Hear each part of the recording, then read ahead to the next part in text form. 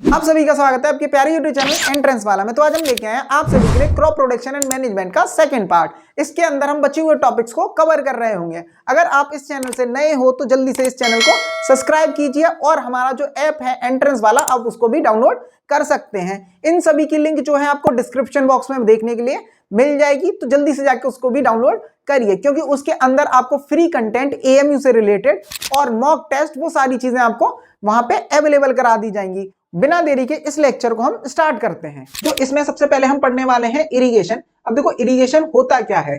Irrigation का मतलब क्या होता है, जब हम प्लांट्स को या फिर क्रॉप्स को वाटर की सप्लाई कराते हैं, मतलब उनको हम पानी देते हैं, तो उसी को हम बोलते हैं इरिगेशन। इरिगेशन क्या होता है, the process by supplying water to crop plants in field through canals, wells, reservoir और ट्यूबवेल्स। इनके थ्रू जब हम क्या करते हैं, पानी लगाते हैं खेतों में, तो उसको हम बोलते हैं यहाँ पे इरिगेशन। जैसे वेल्स, ट्यूबवेल्स, पॉन्ड्स, लेक, ये सब क्या होते हैं, सोर्स ऑफ इरिगेशन होते हैं। याद रखना क्या है, ये सोर्स ऑफ इरिगेशन है जिससे हम खेतों में पानी लगाते हैं। अब देखो जरूरत क्या होती है यहाँ पे इरिगेशन की। अब बात यह है कि इरिगेशन करना ही क्यों है, तो उसकी बहुत जरूरी होता है क्योंकि प्लांट्स को ग्रो होने के लिए वाटर की रिक्वायरमेंट होती है। To make the soil soft due to ploughing of the field become easier. देखो यहाँ पे क्या करते हैं, हम खेती करने के लिए हम क्या करते हैं, यहाँ पे खेतों में पानी लगाते हैं जिससे कि मिट्टी जो है वो क्या हो जाए, यहाँ पे सॉफ्ट हो जाए और यहाँ पे खेत जोतना आसान हो जाए। ठीक है। दूसरी चीज की यहाँ पे मॉइस्चर प्रोवाइड करना, जर्मिनेशन ऑफ सीड्स, मतलब कि सीड्स को जब हम ग्रो कराएंगे तो उसके लिए क्या चाहिए रहता है, यहाँ पे मॉइस्चर चाहिए रहता है, तभी सीड जर्मिनेट कर पाते हैं। अगर मॉइस्चर नहीं होगा तो सीड जर्मिनेट नहीं करते। जैसे आपने देखा होगा घर पे जो बीज रखे रहते हैं, अगर वो मॉइस्चर से दूर हो तो वो अंकुरित नहीं होते, मतलब जर्मिनेट नहीं होते। लेकिन क्या हो, अगर वहीं पे मॉइस्चर उनको मिल जाता है, थोड़ा पानी मिल जाता है, तो उनके अंदर से क्या होता है, किल्ले जो हैं वो निकल आते हैं, मतलब कि जर्मिनेट होना स्टार्ट हो जाते हैं। तो इसीलिए पानी की क्या होती है, जरूरत होती है। आगे देखते हैं, आगे और क्या दे रखा है यहाँ पे, factor affecting irrigation for requirement crops. Crops के लिए यहाँ पे क्या होता है, इरिगेशन की रिक्वायरमेंट होती है, लेकिन कौन कौन से फैक्टर्स यहाँ पे वर्क करते हैं। देखो नेचर ऑफ द क्रॉप, मतलब कितना पानी चाहिए वो क्रॉप पे डिपेंड करेगा। कुछ क्रॉप्स में कम पानी चाहिए रहता है, कुछ क्रॉप्स में ज्यादा चाहिए रहता है। नेचर ऑफ सॉइल, सॉइल पे डिपेंड करता है। कुछ सॉइल्स क्या करते हैं, यहाँ पे वाटर को अच्छा होल्ड कर सकते हैं, कुछ नहीं करती हैं, तो सॉइल्स पे डिपेंड करता है। और सीजन्स पे, देखो रेनी सीजन में पानी की रिक्वायरमेंट थोड़ी कम होती है क्योंकि वो बारिश से पूरी हो जाती है, लेकिन अदर सीजन्स में पानी हमें ज्यादा देना पड़ता है। तो इन फैक्टर्स पे डिपेंड करता है यहाँ पे इरिगेशन। आगे देखते हैं, आगे क्या है यहाँ पे, ट्रेडिशनल मेथड ऑफ इरिगेशन, मतलब जो पहले हम क्या करते थे, जिन तरीकों से पानी जो है खेतों में लगाते थे, जिसके अंदर होता है यहाँ पे मॉट, ये होता है पुली सिस्टम, ठीक है, जैसे कि रस्सी से हम कुएं में से पानी निकालते हैं उसी टाइप का। चेन पंप होता है, ढेकली और राहत। इनको हम वन बाय वन हम कंटिन्यूसली क्या करने वाले हैं, पढ़ने वाले हैं इसी लेक्चर में। अब देखते हैं यहाँ पे पहला क्या दे रखा है, देखो मॉट और पुली सिस्टम। इसमें क्या होता है, एक रस्सी होती है, मतलब कि क्या होगा, यहाँ पे एक रोप होगी इस तरीके से, ठीक है, और उस रोप के एक साइड में यहाँ पे क्या होगा, एक बकेट जो है वो लगी हुई होगी। ठीक है, यहाँ पे क्या होगा, एक बकेट होगी, और जिसके अंदर से हम क्या करते हैं, जो कुएं होता है उस कुएं में से हम क्या करते हैं, पानी निकालते हैं। ठीक है, इस बकेट को डालते हैं और कुएं में से खींच के क्या करते हैं, पानी निकालते हैं। अब ये काम जो है जब हम मैनुअली करेंगे तो बहुत ज्यादा टाइम लगता है और खेतों में पानी बहुत ज्यादा रिक्वायरमेंट होती है, तो हम इसको बाय मैन से भी कर सकते हैं, मतलब अपने आप भी कर सकते हैं, और ये एनिमल्स की मदद से भी किया जाता है, यहाँ पे पुली सिस्टम या फिर मॉथ सिस्टम। आगे हम देखते हैं सेकंड जो टाइप है वो क्या है, यहाँ पे राहत, लीवर और पर्शियन व्हील। इसके अंदर क्या होता है, देखो पर्शियन व्हील के अंदर यहाँ पे बहुत सारी बकेट लगी हुई होती है। मौत के अंदर एक बकेट है, लेकिन जो पर्शियन व्हील है उसके अंदर बहुत सारी क्या होती है, बकेट होती है। अब उसको हम क्या कराते हैं, रोटेट कराते हैं, वो एनिमल्स के थ्रू भी हम रोटेट करा सकते हैं।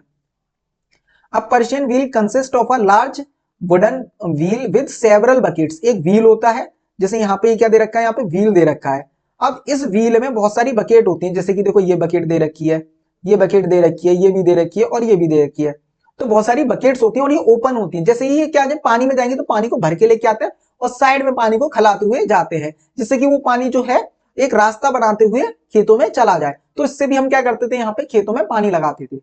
अगला जो तरीका है यहाँ पे वो है चेन पंप। चेन पंप में क्या होता है, यहाँ पे एज अ बकेट जो है वो भी लगी हुई होती है और उसके साथ यहाँ पे चेन होता है। तो एक व्हील वो क्या करता है, इस चेन को यहाँ पे खींचता है और इसके साथ जो है डेप्थ में से, याद रखना ग्रेटर डेप्थ, ये बहुत नीचे से हम क्या करते हैं, यहाँ से पानी जो है वो निकाल लेते हैं, क्योंकि यहाँ पे चेन लगी हुई है। अब वो चेन को जब क्या करेंगे, खींचेंगे तो नीचे वाले ऊपर आता है ऊपर वाला फिर नीचे जाएगा। तो ये सिस्टम होता है। The chain is use to lift water, water को लिफ्ट करने के लिए ये चेन लगाई जाती है, मतलब एक तरीके से बकेट वगैरह वो भी लगी हुई होती है। फ्रॉम अ शैलो बेल, मतलब कि गहरा जो है कुआं होता है उससे, एक तरीके से। It is use to lift water from depth of about 6 metre, लगभग 6 मीटर की गहराई पे क्या होता है यहाँ पे, उससे हम पानी निकालते हैं। 6 मीटर गहराई बहुत ज्यादा होती है, उससे हम क्या करते हैं, चेन की मदद से या फिर चेन पंप की मदद से हम पानी को निकालते हैं खेतों में लगाने के लिए। ये भी ट्रेडिशनल मेथड है जिसको हम पहले यूज करते थे। एक और ट्रेडिशनल मेथड दे रखा है जिसको हम बोलते हैं यहाँ पे ढेकली। ढेकली में क्या होता है कि एक जो है यहाँ पे रॉड होती है, रॉड या फिर हम बोल सकते हैं वुड होती है, कि एक लकड़ी की यहाँ पे रॉड है जिसके एक साइड में हमने वेट जो है वो डाल दिया है, ठीक है। दूसरी साइड में क्या होता है, बकेट होता है। जैसे ही इस वेट को हम क्या करेंगे यहाँ पे, मतलब कि इसके साइड हैवी वेट लगा देंगे तो ये नीचे आ जाएगा, पानी ऊपर आ जाता है। इसको जैसे ही लूज करते हैं तो ये बकेट नीचे चली जाती है, बाल्टी भर जाती है। जैसे ही भर जाए हम क्या करेंगे, इसको दोबारा टाइट कर देंगे, तो एक वेट लटका देते हैं जिससे बाल्टी जो है ऊपर आ जाती है, ठीक है। ये सिस्टम होता है। ढेकली generally use to lift water from unlined well, stream और पॉन्ड, मतलब तालाब वगैरह जहां पे होते हैं वहां से भी हम क्या करते हैं, पानी निकालने के लिए। अब देखो तालाब से जो है वो हम रस्सियों से पानी नहीं निकाल सकते, तो इसमें इसी तरीके का यूज करते हैं, जल्दी काम हो जाता है इससे, ठीक है, इजी हो जाता है। तो ये ट्रेडिशनल मेथड्स होते हैं। अब हम देखते हैं यहाँ पे कि ऐसी जगह जहां पे पानी ज्यादा नहीं होता तो उन जगहों पे हम क्रॉप्स कैसे ग्रो करते हैं, मतलब पानी की रिक्वायरमेंट कैसे फुलफिल करते हैं।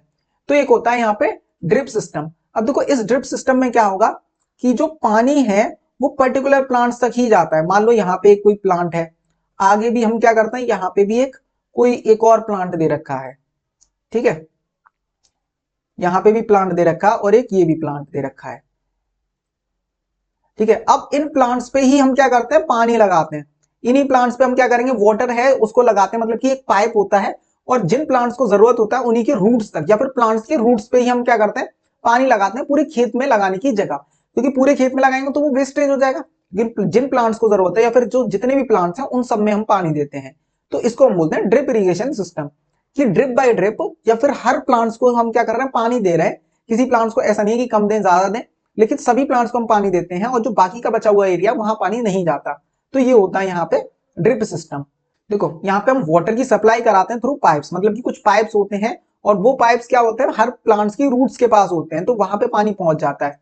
Pipes are placed in row between the plant close to the root, मतलब उस एरिया में जहां पे जो रूट्स हैं वो सबसे पास होती है, मतलब कि ग्राउंड लेवल पे वहां पानी ज्यादा लगाते हैं। जैसे कि it is used in fruit orchard gardens, और जो ट्रीज होते हैं उनको पानी लगाने के लिए यूज करते हैं हम इस सिस्टम को। अगला यहाँ पे है weeds.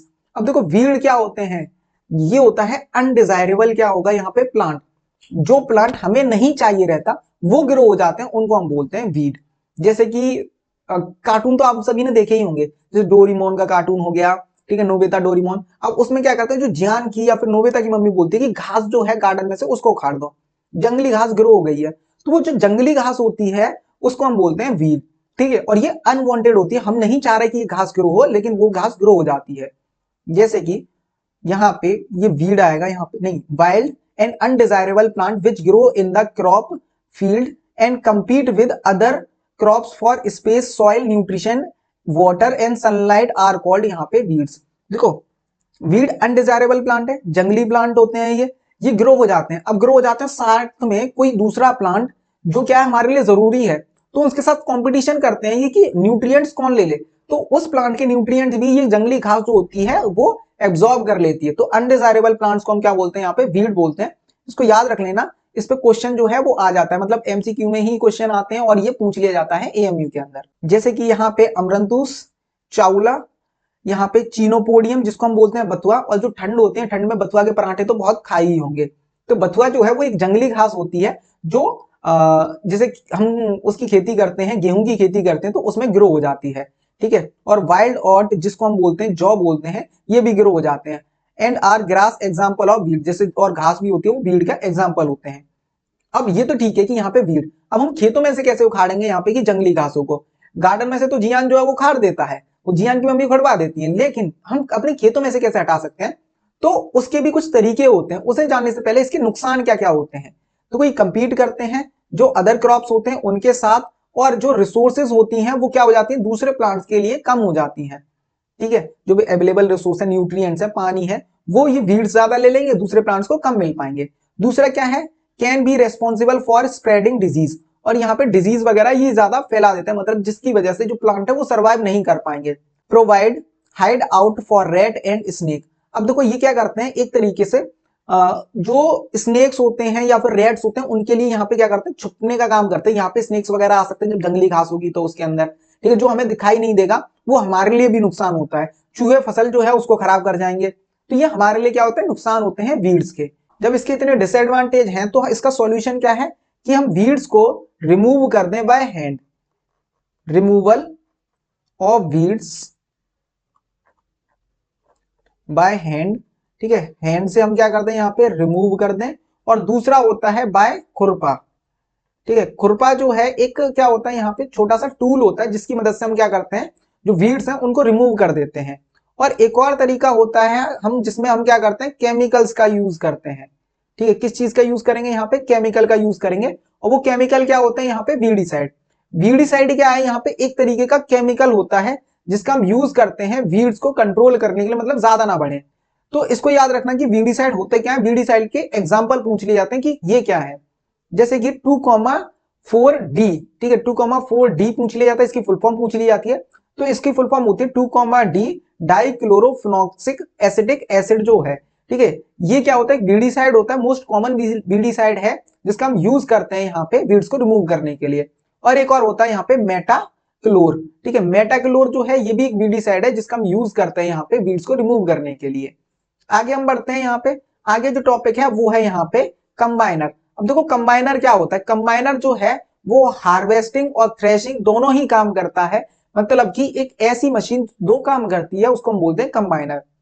Combiner is a harvester used in commercial farming, generally किसमें करते हैं, कमर्शियल फार्मिंग, क्योंकि पैसे के लिए और लार्ज स्केल पे जब ग्रो करते हैं तब, ठीक है। इसमें क्या होता है, हार्वेस्टिंग, थ्रेशिंग और विनोविंग सब एक ही जगह हो जाता है और सीक्वेंस से, मतलब पहले हार्वेस्टिंग हुआ, फिर थ्रेशिंग, फिर विनोविंग, ये तीनों चीजें एक बार में हो जाती हैं कंबाइनर से।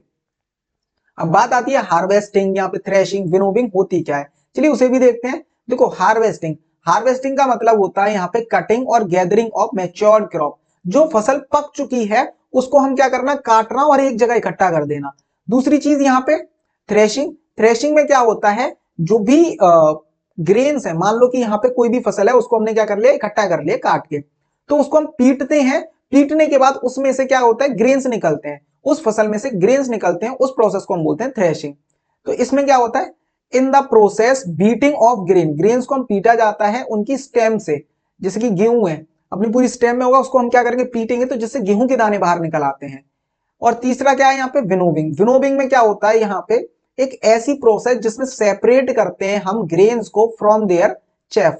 यहाँ पे जो चफ होता है, मतलब कि जो भुस वगैरह जो लास्ट में बचता है, उससे हम क्या करते हैं, इसको अलग कर देते हैं, उस प्रोसेस को हम बोलते हैं विनोविंग। इंडिया के अंदर बहुत सारे फेस्टिवल जो है वो सेलिब्रेट किए जाते हैं जब फसल कटती है, जैसे कि पोंगल, बैसाखी, होली, नवन्या और यहाँ पे बिहू। ये बहुत सारे फेस्टिवल्स हैं, अलग अलग जगहों पे अलग अलग तरीके से फेस्टिवल सेलिब्रेट किए जाते हैं।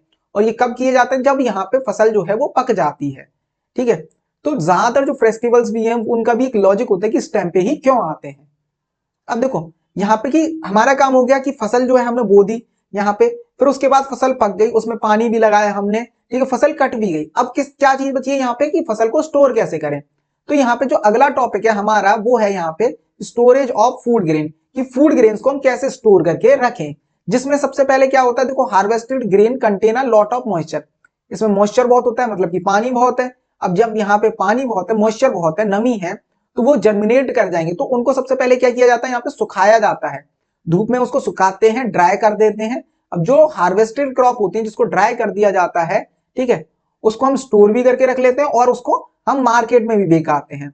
Harvested crop are stored until they are sold in the market, जब तक हम अपने पास रखते हैं जब तक मार्केट में बिक ना जाए, उसके बाद हम क्या करते हैं, बेच देते हैं मार्केट में, जिस समय क्या होता है, पैसा जो है वो मिलता है। इसी तरीके से फार्मर की लाइफ जो है वो चलती है, और फार्मर की जो लाइफ होती है वो बहुत ज्यादा डिफिकल्ट होती है। यहाँ पे अब जो नेक्स्ट टॉपिक है वो है हमारा method of storage food grain, मतलब फूड ग्रेन्स को हम किस तरीके से स्टोर करके रखते हैं, अलग अलग तरीके होते हैं।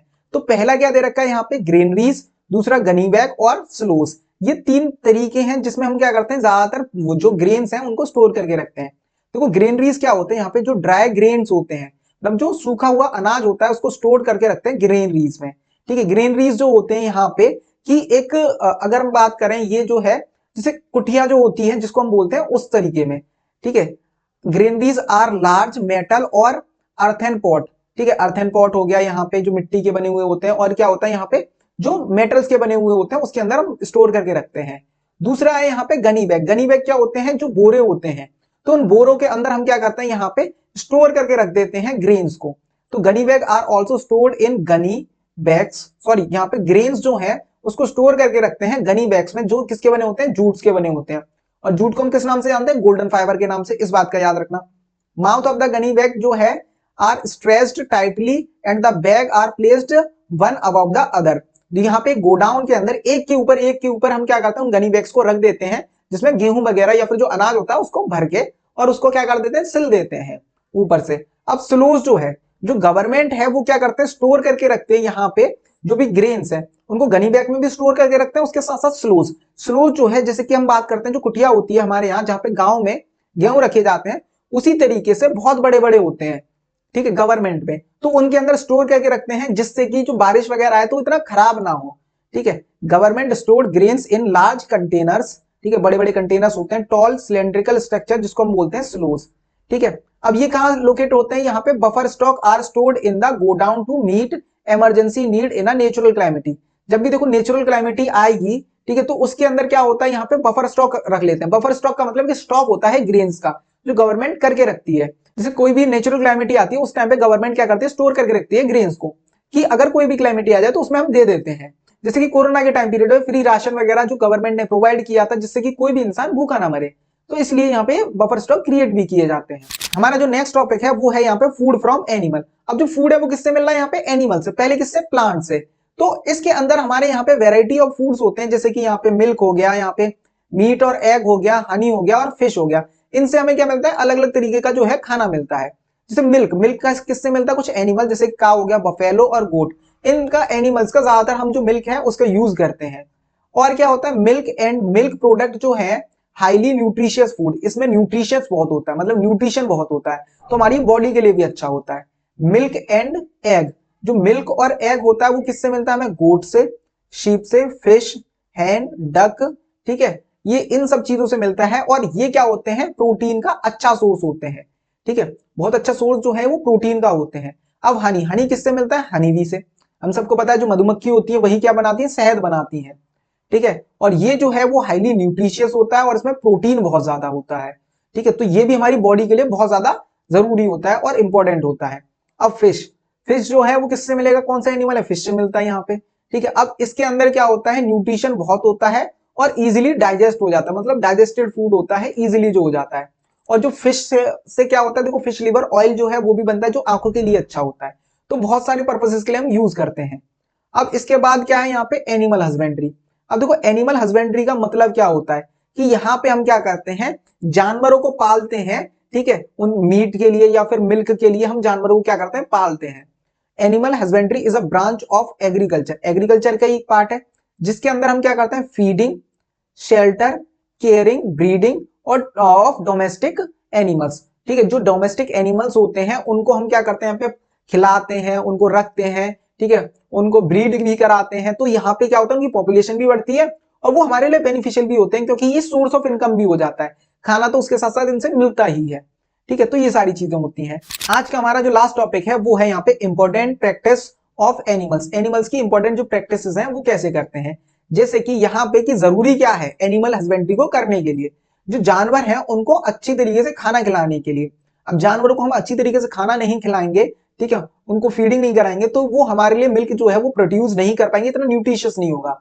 दूसरा क्या है, यहाँ पे शेल्टर प्रोवाइड करना, कि जानवर इधर से उधर घूमेंगे तो हमें नहीं पता कि आज जानवर यहाँ है तो कल दूसरी जगह होगा, तो फिर हमें मिल्क जो है वो भी रेगुलर नहीं मिल पाएगा। ठीक है, दूसरी चीज है यहाँ पे prevention and cure of disease in animal. अब देखो जब हम जानवरों को पालते हैं तो हमें उनसे रिलेटेड डिजीज पता चलती है, इसको बीमारी क्या है वो सारी चीजें आइडेंटिफाई कर सकते हैं, तो जानवर भी क्या रहता है वहां पे, हेल्दी रहता है। और प्रॉपर ब्रीडिंग भी कराते हैं, मतलब कि एक टाइम पीरियड होता है जब क्या कराते हैं, यहाँ पे ब्रीडिंग कराते हैं एनिमल्स की। ठीक है, जिससे एनिमल्स की पॉपुलेशन भी इंक्रीज रहे। तो ये सारी चीजें थी इस लेक्चर के अंदर। अब जो नेक्स्ट लेक्चर लेके आने वाले हैं उसके अंदर हम यहाँ पे क्वेश्चंस की प्रैक्टिस करेंगे।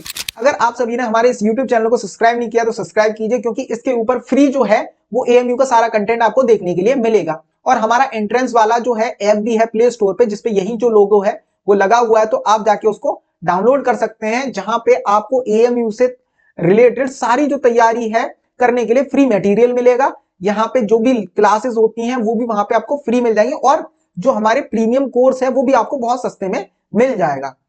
दूसरा हमारा जो चैनल है वो है न्यू एरा क्लासेस 2.0। यहाँ पे एक्सपेरिमेंट से रिलेटेड आपको वीडियोस देखने के लिए मिल जाएंगे। एंट्रेंस वाला और न्यू एरा क्लासेस ये हमारे टेलीग्राम चैनल है, इनको आप ज्वाइन कर सकते हैं, वहां पे नोटिफिकेशन आपको बहुत जल्दी देखने के लिए मिल जाती है। हमारी इंस्टाग्राम प्रोफाइल आप इसको विजिट कर सकते हैं। अगर आपकी कोई भी क्वेरी है तो इन दोनों नंबर पर जाकर आप मैसेज कर सकते हैं, हम आपके लिए अवेलेबल रहेंगे। और इन सब की लिंक जो है वो आपको डिस्क्रिप्शन बॉक्स में देखने के लिए मिल जाएगी। So subscribe it, like it, share it. अब हम मिलते हैं अपने नेक्स्ट लेक्चर में, तब तक के लिए धन्यवाद।